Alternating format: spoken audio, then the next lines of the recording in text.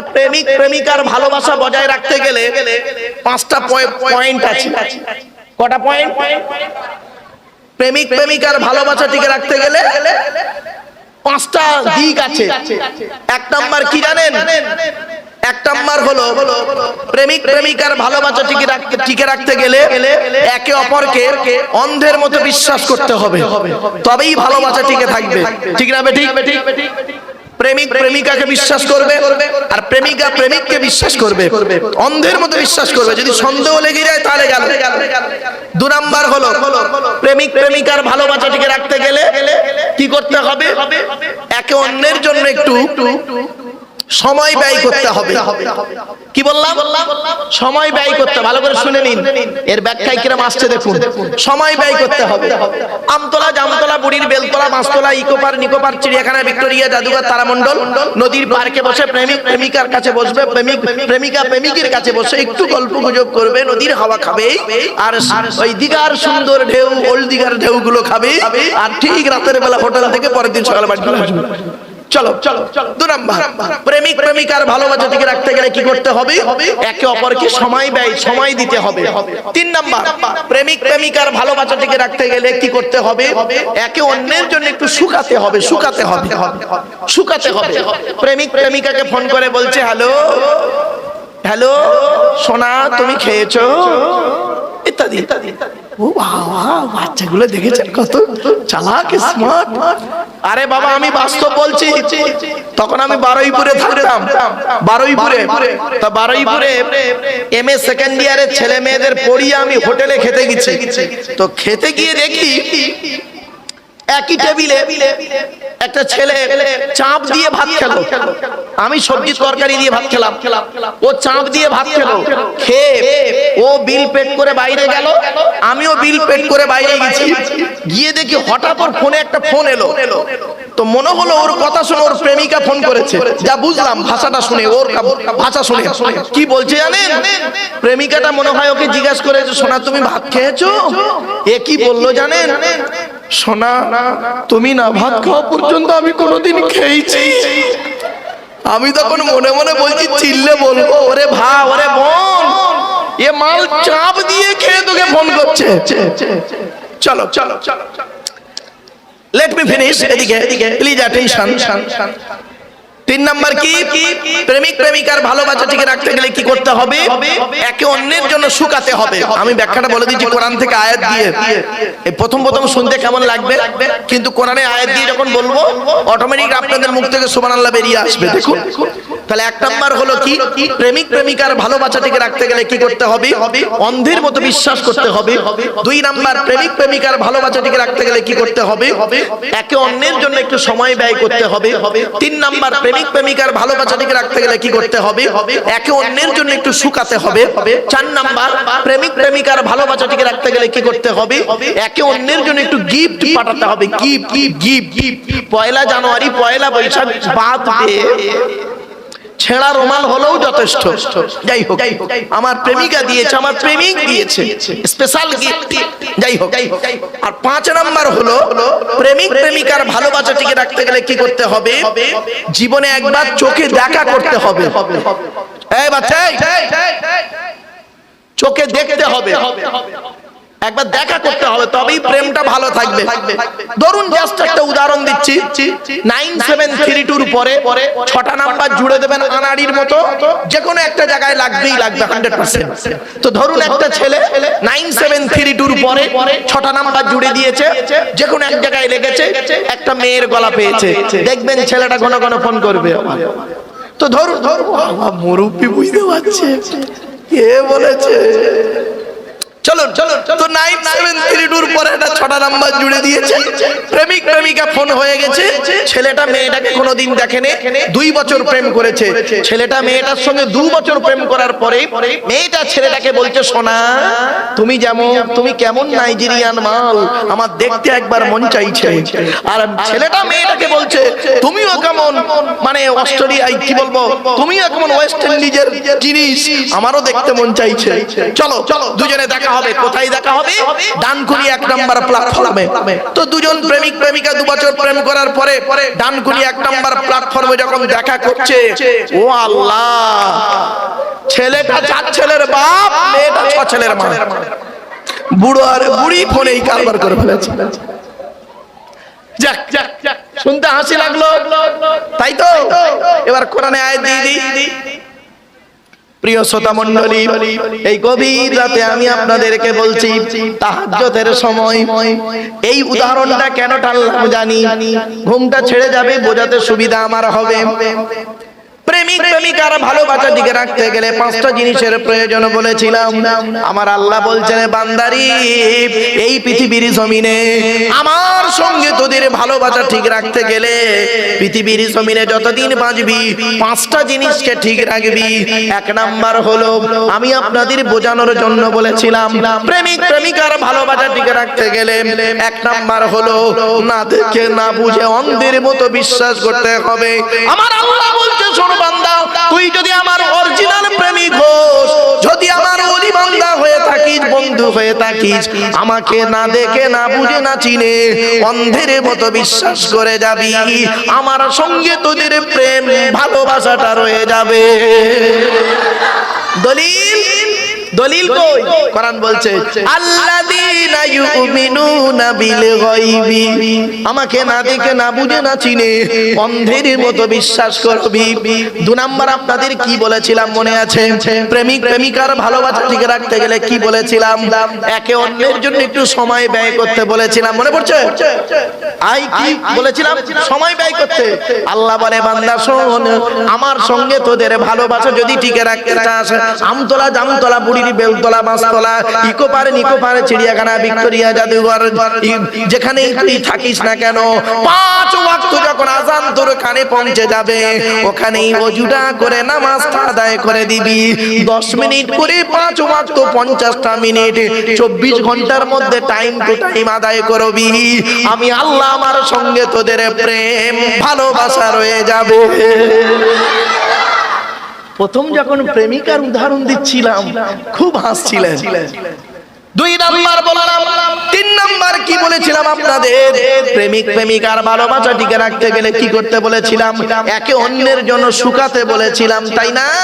আমার আল্লাহ বলে, শোন বান্দারে, নবাবপুরের মানুষেরা শোন, আমার সঙ্গে তোদের ভালোবাসা টিকে রাখতে গেলে পৃথিবীর জমিনে করবে কি? 12 মাসে বছর 11টা মাস পেট ভর্তি করে খাবি, 11টা মাস পেট ভর্তি করে খাবি। আর একটা মাস করবি কি, নাম হলো তার রমজান মাস। ফজরের আযান থেকে শুরু করে মাগরিবের আযান পর্যন্ত আমার জন্য একটু শুকিয়ে থাকবি, অর্থাৎ রোজাটা রেখে যাবি। আমি আল্লাহ আমার সঙ্গে তোদের প্রেম ভালোবাসাটা রয়ে যাবে। কটা হলো? এই 3টে। 4 নাম্বার কি বলেছিলাম? প্রেমিক প্রেমিকার ভালোবাসা টিকে রাখতে গেলে কি বলেছিলাম? মাঝে মাঝে গিফট পাঠাতে বলেছিলাম, মনে পড়ছে? 1 জানুয়ারি, 1 বৈশাখ, বার্থডে ইত্যাদি ইত্যাদি, জন্মদিন ইত্যাদি। আমার আল্লাহ বলছে, শোন, আমার সঙ্গে তোদের প্রেম ভালোবাসা টিকে রাখতে গেলে কি করবি? আমি আল্লাহ তোকে অর্থ দিয়েছি, টাকা পয়সা ধন সম্পদ দিয়েছি। তুই সারা বছর খাবার পরে বাকি টাকা যখন বাঁচবে, শতকরা 2.5 টাকা যাকাত দিবি, গরিব ফকির এতিম মিসকিনদের দিবি। শুধু তাই নয়, রমজান মাসে 30 দিন রোজা রাখার পরে ঈদের নামাজ পড়তে যাবার আগে গরিব ফকির এতিম মিসকিনকে ফিতরাটা আদায় করে দিবি। আমি আল্লাহ আমার সঙ্গে তোদের প্রেম ভালোবাসা রয়ে যাবে। কটা হলো? 4টে। 5 নম্বরে কি বলেছিলাম? প্রেমিক প্রেমিকার ভালোবাসা টিকে রাখতে গেলে কি করতে বলেছিলাম? একে অন্যের সঙ্গে দেখা করতে হবে, ঠিক না বেঠিক? আমার নবী বলছেন, বান্দারি ও আমার উম্মতেরা শুনে নাও, এই প্রথম 4টে জিনিস যদি তোমরা ঠিক ঠিক ভাবে পালন করে যাও, আল্লাহ ওয়াদা করেছে কিয়ামতের মাঠে আমি আল্লাহ আমার সঙ্গে তোদের জান্নাতে সাক্ষাৎ হয়ে যাবে। বাড়ি থেকে ভাববে, আমার বক্তব্য শুনতে গেলে একটু ব্রেন লাগবে, তাই আল্লাহ বললেন এমন মুত্তাকি কারা? আল্লাযীনা ইউমিনুনা বিল গায়বি, যারা আল্লাহকে না দেখে না বুঝে না চিনে অন্ধের মতো বিশ্বাস করেছে। দুই নাম্বার হলো ওয়া ইউকিমুনাস সালাত, যারা নামাজ কায়েম করেছে। তাহলে প্রথম নাম্বার হলো মুমিন ব্যক্তি। মুমিন হতে গেলে সর্বনিম্ন হলো 5টা গুণ আর সর্বাধিক হলো 30টা গুণ কোরআনে আছে, আর হাদিসে আছে 70টা গুণ। 30 আর 70 100টা গুণ যার মধ্যে আছে সেই লোকটা হলো খাঁটি মুমিন। 100টা গুণ থাকতে হবে। চলুন আমি সংক্ষেপে বলে দিচ্ছি বাবা। মুমিনের প্রথম সর্বনিম্ন কটা গুণ? সর্বনিম্ন কটা বললাম বাবা? 5টা, তাই তো? কোরআন বলছে, আমি বলিনি, ইন্নামাল মুমিনুনা আল্লাযীনা ইযা যুকিরাল্লাহু ওয়াজিলাত কুলুবুহুম ওয়া ইযা তুলিয়াত আলাইহিম আয়াতুহু যাদাতুহুম ঈমানা ওয়া আলা রাব্বিহিম ইয়াতাওয়াক্কালুন আল্লাযীনা ইউকিমুনাস সালাত ওয়া মিম্মা রাযাকনাহুম ইউনফিকুন উলাইকা হুমুল মুমিনুনা হাক্কান লাহুম দারাজাতুন ইনদা রাব্বিহিম ওয়া মাগফিরাতুন ওয়া রিজকুন কারীম। বাপেরা, কোরআন তেলাওয়াত শুনতে খারাপ লাগছে? আমি যে টোনে পড়ছি এই টোনটা কোনো বক্তার টোনের সঙ্গে মিলবে না। আমি একজন মেয়ে ছেলের কোরআন তেলাওয়াত নকল করি, সেই মেয়েটি আর পৃথিবীতে বেঁচে নেই। জুন মাসের 28 তারিখ 2023 সাল, জুন মাসের 28 তারিখ 2023 সাল, বগরা ঈদের দিন বেলা 11:30টার সময় পৃথিবী ছেড়ে বিদায় নিয়েছে। তিনি হলেন আমার মা। বন্ধুরে, অক্টোবর মাসের 3 তারিখ 2019 সাল শুক্রবার আমি আমার বাপকে হারিয়েছি। বাপ আর মা কি জিনিস এখন বুঝতে পারছি। পকেট ভর্তি টাকা ছিল, পকেট ভর্তি টাকা ছিল, বাপ আর মাকে বাঁচাতে পারিনি। টাকা দিয়ে যদি মানুষ বাঁচতো তাহলে মৃত্যু জিনিসটা আর থাকতো না। ডাক্তারকে অনেক রিকোয়েস্ট করেছিলাম, ডাক্তার বলল, স্যার হায়াত মৌতের মালিক যদি আমরা হতাম তাহলে অনেক কিছু হয়ে যেত। বন্ধুরে, যারা এখানে বসে আছেন, এই বাচ্চা,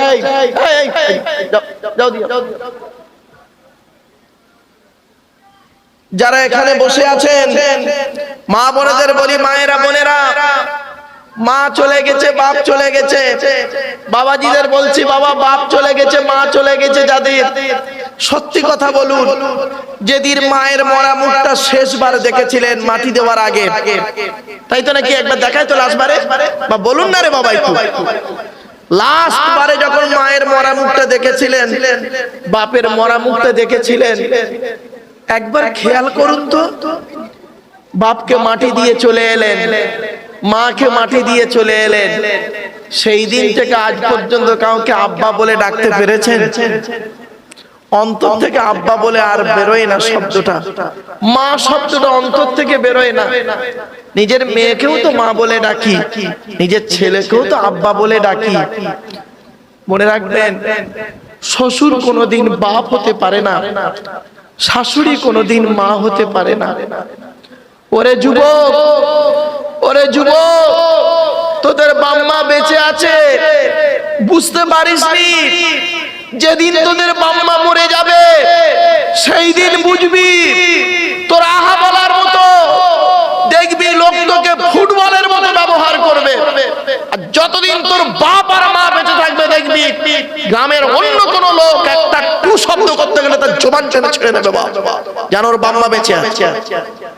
বাম্মা এমন জিনিস, জীবনে কোনোদিন বাম্মাকে কাঁদাইও না। এজন্য অনুরোধ করে বলে যাচ্ছি, মা যে কি জিনিস, বাপ যে কি জিনিস, যাদের হারিয়েছি তারা বুঝতে পারছি, যাদের বাম্মা বেঁচে আছে তারা মনে করে এ বাম্মা বড্ড জ্বালাচ্ছে, আমার শ্বশুর শাশুড়ি খুব ভালো। ওরে বোকা, তোর শ্বশুর তোর বাপ হয়েছে 20 বছর পরে তার মেয়ে দেবার কারণে, ঠিক না বেঠিক?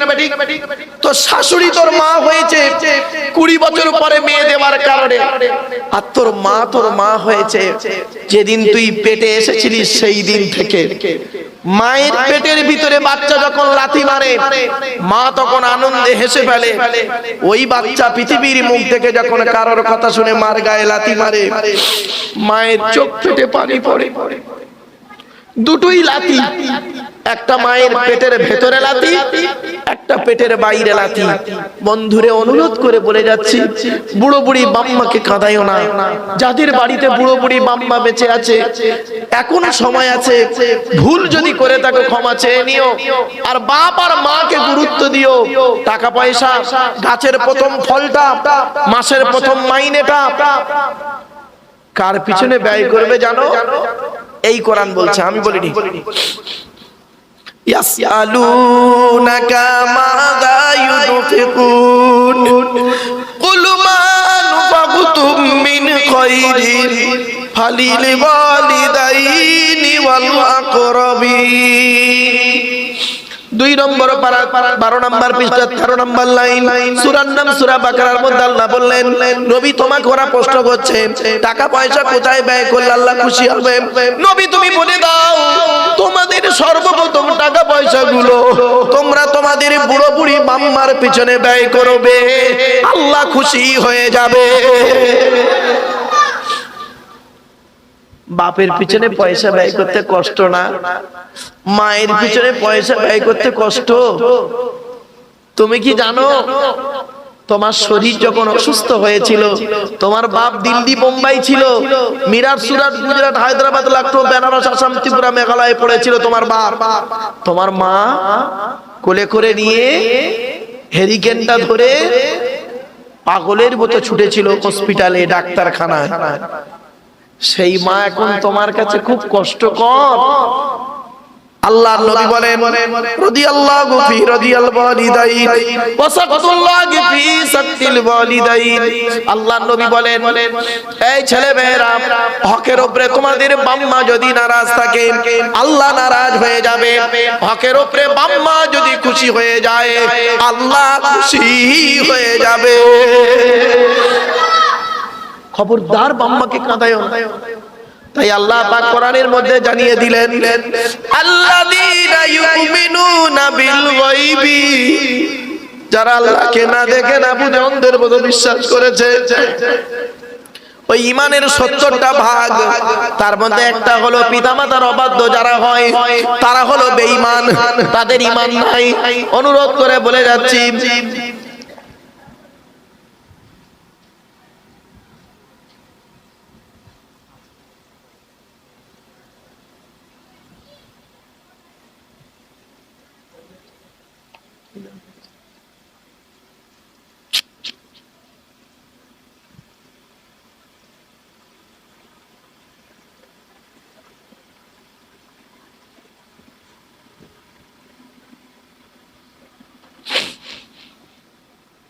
কিসের ওয়াজ করছিলাম এতক্ষণ?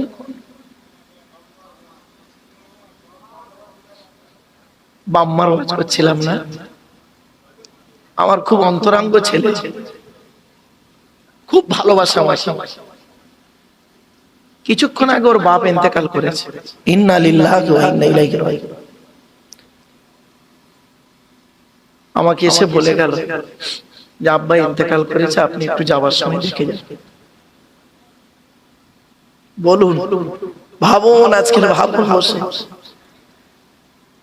ছেলেটার কি হচ্ছে মনটা। সেম হয়েছিল আমার বাপ যেদিন চলে গিয়েছিল, আপনার বাপ যেদিন চলে গিয়েছিল। আমি বক্তব্যের শুরুতেই প্রথমে একটু হাসাচ্ছিলাম, রসালো কথা বলছিলাম। কেন জানেন? পরিবেশটাকে তৈরি করতে গিয়ে। ভাবতে পেরেছেন?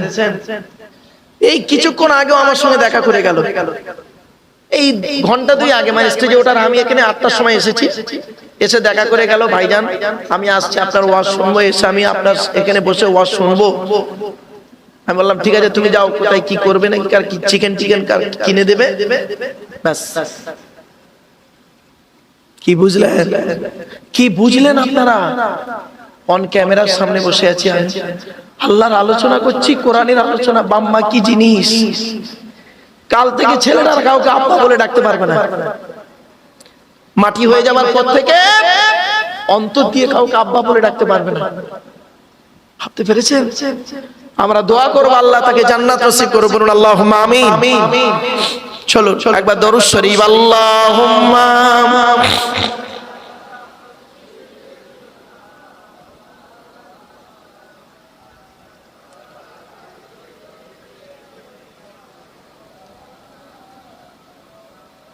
মাফেরা।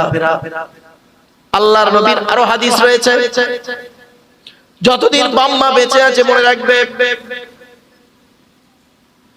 বাম্মাকে কোনদিন কাঁদায়ও না। বলা হয়েছে মা মিন ওয়ালাদিন বাররিন ইয়ানজুরু ইলা ওয়ালিদাইহিম নাযারা রাহমাতিন ইল্লা কাতাবাল্লাহু লাহু বিকুল্লি নাযরাতিন হাজ্জাতাম মাবরুর।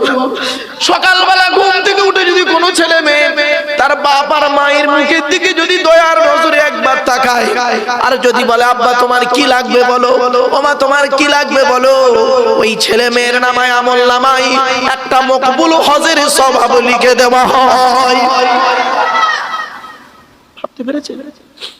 বাবা, যাদের মাম্মা অন্ধকার নীরব নগরে চলে গেছে, যাদের মাম্মা অন্ধকার নীরব নগরে চলে গেছে, অনুরোধ করে বলে যাচ্ছি, নবীজি বলেছেন, আমি বলিনি, মা মিন ওয়ালাদিন বাররিন ইয়ানজুরু ইলা ওয়ালিদ। শুধু তাই নয়, আল্লাহর নবী বলেছেন যাদের মাম্মা মারা গেছে জুমার দিনে বাপ আর মায়ের কবরটা জিয়ারত করো। বাপ আর মায়ের কবরটা জিয়ারত করো। কোন ছেলে যদি জুমার দিনে বাপ আর মায়ের কবরটা একবার জিয়ারত করে, ওই ছেলের দোয়ার ওসিলায় বাম্মার কবরটাকে আল্লাহ আলোয় আলোকিত করে দেয়। এজন্য অনুরোধ করে বলে যাচ্ছি, বাপ খাঁটি ইমানদার হতে গেলে আল্লাহর আলোচনা করলেই নবীর আলোচনা আসবে, আর আল্লাহ নবীর আলোচনা করলেই বাম্মার আলোচনা আসবে। কিছু বুঝতে পারছেন? এজন্য যুবকদের বলে যাচ্ছি, বাপ যতদিন বাঁচবে চারজনকে খুশি রাখবে। এক নাম্বার, তুমি তোমার রব আল্লাহকে খুশি করো। তুমি আল্লাহকে খুশি করো, আল্লাহ তোমার সব দায়িত্ব নিয়ে নেবে। দুই নাম্বার, তুমি তোমার নবীকে খুশি করো, অর্থাৎ নবী যেভাবে খেয়েছে সেইভাবে খাও, নবী যেভাবে চলেছে সেইভাবে চলো, নবী যেভাবে ঘুমিয়েছে সেইভাবে ঘুমাও, নবী যেভাবে জীবন যাপন করেছে সেইভাবে জীবন যাপন করো, নবীর কথা মতো জীবন যাপন করো। তিন নাম্বার হলো জন্মদাতা বাপকে লক্ষ্য রাখো, জন্মদাতা বাপকে কোনোদিন কাঁদায়ও না, আর অভাগিনী মাকে কোনোদিন কাঁদায়ও না।